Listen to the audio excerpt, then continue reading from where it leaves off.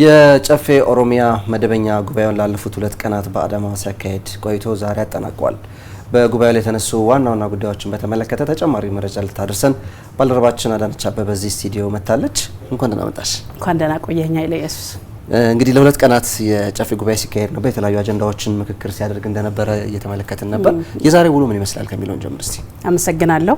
እንዳነሳው ትላንት ነበር የጀመረው 5ኛ ዓመት 6ኛ የስራ ዘመን 11ኛ መደበኛ ጉባኤ ነበር ሲካሄድ የነበረው በአዳማ የተለያዩ ውሳኔዎች የነበሩበት ነው። በዛሬው ዕለት በነበረው ጉዳዮች ላይ በይበልጥ የተወያየበት እንዲሁም ደግሞ የተለያዩ ሀሳብ የተለዋወጡበት የክልሉ ጠቅላይ ፍርድ ቤት የስራ አፈጻጸም 2018 ከፍትህ ስርዓቱ ጋር ተያይዞ ምን አይነት ተግባራትን አከናውኗል የሚለው በስፋት የታየበት ነው። ይህንን ደግሞ ያቀረቡት የክልሉ ጠቅላይ ፍርድ ቤት ፕሬዝዳንት አቶ ገዛሊ አባ ሲመል ናቸው። በሪፖርታቸውም የፍትህ ስርዓቱን ለማዘመን እንዲሁም ደግሞ በፍርድ ቤቶች አካባቢ ላይ ያሉትን ችግሮች ለማቃለል የተሰሩ ስራዎችን በአብነት አንስተዋል። ከሰው ኃይል ማጠናቀር ጋር ተያይዞ እንዲሁም ደግሞ በቴክኖሎጂ የታገዘ አገልግሎት ተደራሽ ከማድረግ ጋር ተያይዞ የተሰሩ ስራዎችን እንዲሁ አንስተዋል። በተለይም አሁን ላይ ጊዜው የሚጠይቀው አገልግሎት ፈጣን መስጠት የሚያስችለው የቴክኖሎጂ አገልግሎት ነው። ይሄን የቴክኖሎጂ አገልግሎት ደግሞ ኢኮርት በሚል በቴክኖሎጂ ታገዘ አገልግሎት በፍርድ ቤቶች እየተሰጠ እንደሆነ ተናግረዋል። ከዚህ ጋር ተያይዞ የምናነሳው ደግሞ ባህላዊ ፍርድ ቤቶች በተለያዩ አካባቢዎች ላይ ተመስርተው ነው የሚገኙት።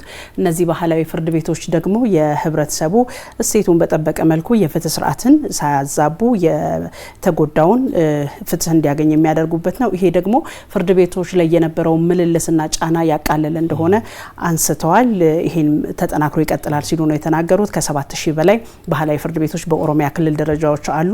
ይሄኛውን የማስፋፋት ስራ እንደሚሰራ የተነሳበት ነው። ከዚህ ጋር አያይዘን እንግዲህ ከዛሬ ውሎ የዳኞች ሹመት ነበረ። በጨፌው ቀርበው የቃለ መሐላ የፈጸሙት ማለት ነው። ይሄም እንግዲህ የክልሉ ጠቅላይ ፍርድ ቤት ህብረተሰቡ የፍትህ አገልግሎት በፍርድ ቤቶች እንዲያገኝ የሰው ኃይልን ለማጠናከር ካደረገው ስራዎች መካከል አንዱ የዳኞችን ቁጥር መጨመር እንደሆነ አንስተዋል። በዚህም ወደ 94 የሚደርሱ ዳኞች በዛሬው ዕለት በጨፌው ፊት ቀርበው ውሳኔ ቃለ መሐላ ፈጽመዋል ማለት ነው። እነዚህ መካከል በአብዛኛው ከዚህ በፊት ታይቶ በማይታወቅ ሁኔታ የሴቶች ቁጥር ከፍ ብሏል። ወደ 30 የሚደርሱ ከ94ቱ ሴቶች ናቸው። የጨፌ አባላትም በዚሁ ላይ ሀሳብ አንስተው ነበር። ከዚህ በፊት ላይ የዳኞች ሹመት ላይ ከዚህ ቀደምም እኛም ስንመለከት እንደነበረው የሴቶች ቁጥር አነስ ያለ ነበር። አሁን ላይ ግን ከፍተኛ ያለው ቁጥር ከወንዶች ያላነሰ በብዛት ሴቶች ወደ ፍትህ ስርዓት ውስጥ እንዲገቡ የተደረገበት ነገር ጥሩ ነው። ይሄ ሊበረታታ ይገባል የሚል የጨፌ አባላቱ ሀሳብ አንስተዋል። ሊጠናከር ይገባል፣ ሴቶች በሁሉም ደረጃ ተሳትፏቸው እንዲጠናከር የሚል አንስተዋል ማለት ነው። ከዚህ ባለፈ ሌሎች ጉዳዮችም የተመለከትንበት ነበር የዛሬ ጨፌ ውሎ። ምናልባት ከዋና ኦዲተር ሪፖርት ጋር በተገናኘ ይፋ የተደረጉ መረጃዎች ካሉ? እንግዲህ የጨፌ ከሚመክርባቸው ጉዳዮች መካከል የዋና ኦዲተር መስሪያ ቤቱን የክልሉን የኦዲት ግኝት እንዲሁም ደግሞ የኦዲት አፈጻጸምን ሪፖርት ይመለከታል። ከዚህ ጋር በተያያዘም የክልሉ ዋና ኦዲተር መስሪያ ቤት ኃላፊ የሆኑት አቶ ተፈሪ ወንዲፍራ ሪፖርቱን አቅርበዋል ለጨፌ። በ2018 የተሰሩ ስራዎችን አንስተዋል። ከተሰሩ ስራዎች መካከል በየተቋማቱ ያለው ከኦዲት ጋር በተያያዘ እንዲሁም ደግሞ መሰብሰብ ያለባቸውን ገቢዎችን ከፋይናንስ ስርዓቱ ጋር በተያያዘና ሌሎች ከኢንቨስትመንት ጋር የተያያዙ በስፋት ሪፖርት አቅርበዋል።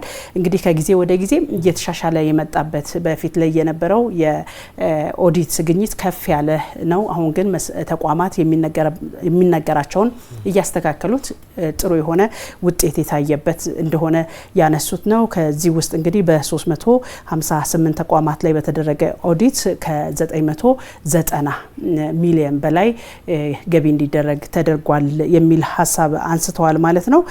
ይሄን እንግዲህ እየተጠናከረ የሚሄድ ነው። በቀጣይም 2019 የእቅድ ሪፖርትን አቅርበዋል። በዚህ ውስጥ ያሉትን ክፍተቶች በከተሞችም እንዲሁም ደግሞ ተለያየ ተቋማት ውስጥ ያለውን የማሻሻል ስራ ይሰራል የሚል በዚህም ላይ ደግሞ የጨፌ አባላቱ የተለያዩ ጥያቄዎችን ሀሳቦችን አንስተዋል። በአጠቃላይ የጨፌ መደበኛ ጉባኤ በዚህ መልኩ የተለያዩ ውሳኔዎችን በማሳለፍ ተጠናቋል። ኃይለ ኢየሱስ። አዳነች አበበ ላደረሽን ዘገባ ከልብ ነው የማመሰግነው። እኔም አመሰግናለሁ።